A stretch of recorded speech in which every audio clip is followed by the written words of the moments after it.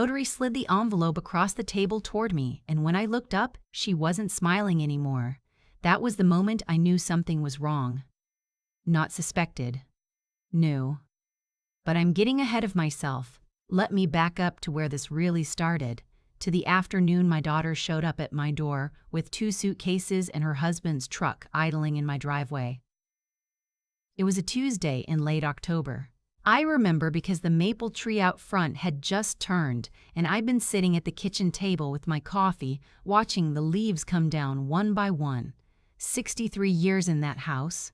My husband Harold had planted that maple the year we moved in, when we were both still young enough to believe we had all the time in the world. Harold passed in March, 7 months before that Tuesday. When I opened the door and saw my daughter standing there, Yvonne, my youngest, I felt something ease in my chest. Grief does that to you. It makes you reach for whatever warmth is nearest. "Mom," she said, and she hugged me the way she used to when she was small. "We've been so worried about you rattling around in this big house alone." Her husband Cliff was already pulling bags from the truck.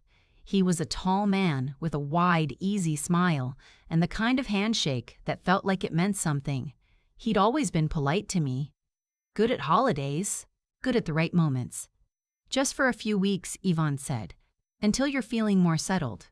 I said yes. Of course I said yes. She was my daughter. The first 2 weeks were almost nice. Yvonne cooked most nights. Cliff fixed the leaky faucet in the upstairs bathroom that Harold had been meaning to get to for 2 years. We watched old movies on Friday evenings, the 3 of us, and sometimes it almost felt like the house was alive again. But then the small things started. It began with the mail. I'd always gotten to the mailbox myself. It was one of my small daily rituals, a reason to put on shoes and get some air. One morning I came downstairs and Cliff was already at the kitchen counter, sorting through a stack of envelopes. "I grabbed it on my way back from the car," he said, not looking up. "You've got some bank stuff here, some medical bills. I can help you sort through all this if you want. It can get confusing." I told him I was perfectly capable of reading my own mail. He smiled and handed the stack to me. But I noticed he'd already opened 2 of the envelopes. When I mentioned it to Yvonne that evening, she rubbed my arm and said Cliff was just trying to help, that he was good with finances and only wanted to make sure nothing slipped through the cracks. "You know how Dad used to handle everything," she said softly. "We just don't want you to feel overwhelmed." I let it go. I wish I hadn't. 2 weeks after that, I started feeling dizzy. Not the kind of dizzy you get when you stand up too fast. Something slower, more persistent. A fuzziness behind my eyes, a heaviness in my limbs by mid-afternoon. I mentioned it to my doctor at my regular appointment in November. Dr. Reeves had been my physician for 11 years. She was brisk and no-nonsense, the kind of woman who didn't pad things with unnecessary comfort, which was exactly why I trusted her. She asked me a series of questions. She checked my blood pressure twice. She asked whether anything in my routine had changed. I told her my daughter and son-in-law had moved in. She asked what medications I was taking. I named them. She asked who was managing my prescriptions. I started to say me, then stopped. Cliff had started picking up my refills 2 months ago. He'd offered one afternoon when I mentioned I needed to run to the pharmacy, said he was heading that direction anyway, no trouble at all. And then he just kept doing it. I'd hand him the prescription slips and he'd come back with the bottles, and I'd take what was in the bottles because why wouldn't I? Dr. Reeves wrote something on her notepad. Then she asked me to wait a moment and stepped out. She was gone longer than I expected. When she came back, she sat down across from me and set a folded piece of paper on the examination table beside my hand. "Read this when you're alone," she said. Her voice was quiet and completely level. "Not in the car on the way home. Somewhere you can sit with it." I looked at the paper. I looked at her. "Is everything okay?" I asked. "Just read it when you're alone," she said again, and then she went on talking about my blood pressure and a referral she wanted to make. Normal doctor things, and I folded the paper and put it in my coat pocket and tried to keep my hands from shaking. Cliff was waiting for me in the lobby. He stood up when he saw me and gave me that wide, easy smile. "Everything good?" he asked.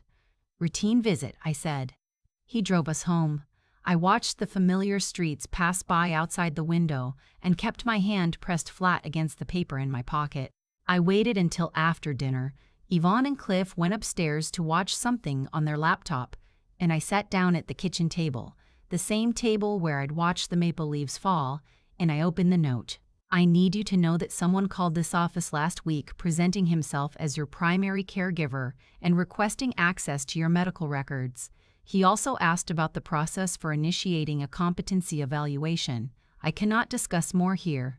Please call me directly from a private number before your next appointment. Do not use a phone in your home. Dr. Reeves. I read it 3 times. Then I sat very still and thought about the dizzy spells, about Cliff picking up my prescriptions, about the opened mail, about how just the week before, he'd mentioned casually over dinner that a lot of women my age chose to move somewhere with more support systems, that it wasn't giving up, it was being smart. And I thought about the document Yvonne had asked me to sign 2 weeks ago. She presented it as a formality. A durable power of attorney, she said, so that if anything ever happened to me, they could handle things quickly, make sure nothing fell through the cracks. I'd said I wanted to read it over first, and she'd looked slightly hurt, said she understood, but that we should get it done soon because these things were better in place before you needed them. I'd agreed to look at it over the weekend. The weekend had come and gone and I hadn't signed it. I'd almost felt guilty about that. I didn't feel guilty anymore. I sat at that kitchen table for a long time. I thought about Harold, about how he would have known something was wrong before I did, how he'd always been able to read a room, read a person, in a way I never fully trusted in myself. I thought about how grief had made me soft in places I used to be firm, how I'd wanted so badly for Yvonne being here to mean something good. I folded the note and held it in both hands. Then I got up, went to the hallway closet, and found my old cell phone, the one I'd stopped using when Harold and I switched plans 2 years ago. I plugged it into the charger in the back of the closet and hoped there was still enough service on it to make a call. There was. The next morning, I drove myself to the pharmacy. I said I needed to pick something up and I'd be back in an hour. Cliff offered to come. I said I had a few errands to run and I'd rather go alone, that I needed the time to clear my head. He paused just a moment too long before he said, "Of course." I didn't go to the pharmacy. I drove to my friend Ruth Ann's house on the other side of town. Ruth Ann and I had been friends since our children were in elementary school together, and she was the kind of person who listened without interrupting and asked exactly the right questions when you finished. I sat at her kitchen table, another kitchen table, a different one, and I read her the note. She was quiet for a moment. Then she said, "You need to call a lawyer, today." I used her phone to call Dr. Reeves first. The doctor picked up on the second ring, which told me she'd been expecting to hear from me. She told me that the man who'd called the office had given his name as my primary caregiver and asked specifically about the criteria for having a family member's decision-making capacity assessed by the court. She said she hadn't provided any information, but she'd flagged the call. She also told me that the medications in my current prescription bottles might not be the correct dosage. She wanted me to bring them in. My hands were completely steady when I thanked her. I didn't know where that steadiness came from. Maybe there's something clarifying about the moment a fear becomes a fact. Ruth Ann had a directory of estate attorneys. She'd used one herself 3 years ago after her husband passed, and she called the office while I sat there and explained that her friend had an urgent situation. The attorney, a woman named with a direct, unhurried voice, agreed to see me that afternoon. We drove together. Ruth Ann sat beside me in the waiting room with her hand on my arm. The attorney listened to everything, all of it, the mail, the prescriptions, the power of attorney that hadn't been signed yet, the note from Dr. Reeves, the call to the doctor's office. When I finished, she asked me several careful questions, whether Harold's estate had been settled, what assets were in my name, whether I had an existing will and who was named in it. Then she told me what I was looking at. What my son-in-law had been building toward, she explained, was a conservatorship. If he could establish that I was unable to manage my own affairs through a doctor's evaluation, Through evidence of confusion or incompetence, he could potentially petition the court to be named my conservator. That would give him legal control over my finances, my property, my medical decisions, everything Harold and I had spent 40 years building. She said it happened more often than people knew, usually to elderly people living alone. Usually someone in the family who'd moved in under the pretense of helping. I thought about Cliff fixing that faucet, about how pleased I'd been. "What do I do?" I asked. She had a clear, specific answer. First, do not sign the power of attorney. Second, contact my bank that day and add a flag to my accounts requiring in-person verification for any changes and remove any names that had been added. Third, bring the prescriptions to Dr. Reeves. Fourth, when I returned home, behave as if nothing had changed, because changing the locks or asking them to leave immediately could be legally complicated if they could claim tenancy. She was going to send a letter to Cliff and Yvonne, notifying them that I had retained legal counsel and that any attempts to alter my financial or medical arrangements without my direct, written, witnessed consent would be considered fraud. I asked if that would make things difficult at home. She said that was rather the point. I drove back to Ruth Ann's house afterward, and I sat in her living room, and for the first time since that morning, I let myself be still. My chest felt like something had broken open in it, not painfully, but like a window being raised in a room that hadn't had air in a long time.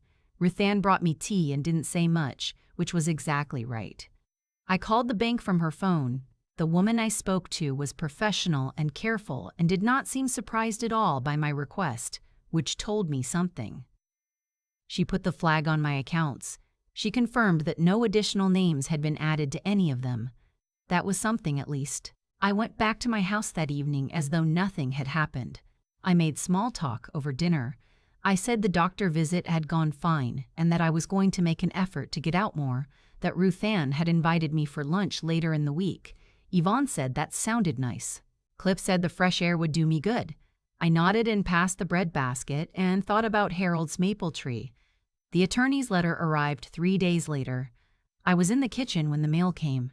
I got to it first. Cliff came downstairs while I was still at the table. He saw the envelope. It had the law firm's return address, and something shifted in his face. Not much, but enough. "Who's that from?" he asked. "My attorney," I said. The silence that followed was its own kind of answer. He called Yvonne downstairs. The two of them sat across from me at the kitchen table, and I watched my daughter's face as she read the letter. She went pale. Then she went very still. "Mom," she said, "this isn't what you think." "Tell me what it is," I said. And she did, or tried to. It came out in pieces, defensive, and then tearful, and then defensive again. Cliff had researched it, she said. They were worried. I hadn't been managing things well since Harold died. I'd missed an insurance payment. I'd forgotten a doctor's appointment. I'd seemed confused about some of the estate paperwork. They'd only been trying to protect me. I listened to all of it. I had decided somewhere in those 3 days that I was going to let her finish. When she was done, I said, "You were going to have me declared incompetent. We were going to make sure you were taken care of," she said, "by putting control of everything I own in Cliff's name." She didn't answer that. I told them I wanted them out of my house by the end of the week. I told them I had spoken to my attorney and my doctor and my bank.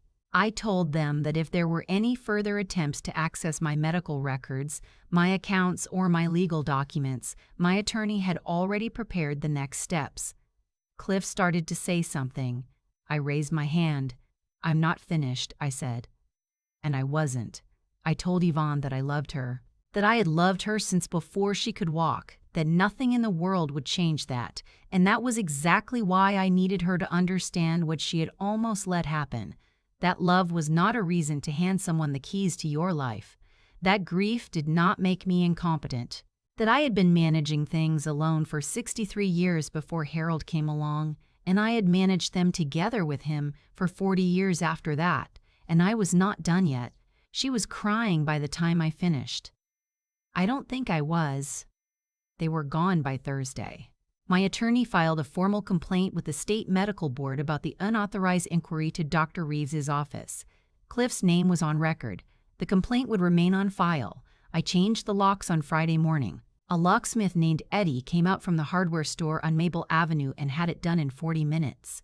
I stood in the doorway and watched him work and breathed the cold November air. Dr. Preeve? Reeves confirmed at my follow-up that the pills in the bottles Cliff had been refilling were not the correct dosage. They weren't dangerous at the amount I'd been taking, but they were enough to produce confusion, fatigue, dizziness, enough to make an elderly woman seem like she needed looking after. I sat with that for a while. I didn't file a police report. My attorney advised that I could, and that the evidence was circumstantial but present. I thought about it for a long time. In the end, I decided that what I had done, the letter, the bank, the locks, the record of the inquiry, was enough. For me, at least. Maybe for someone else it wouldn't have been. And I understand that. Yvonne called me in December. She didn't bring up Cliff. She asked about my health and whether I'd put up the Christmas tree yet. I hadn't put up the tree. I'd been thinking I might not this year. But after I hung up the phone, I went to the hall closet and pulled out the box of ornaments, the ones Harold and I had collected over the years, one each Christmas from wherever we'd traveled.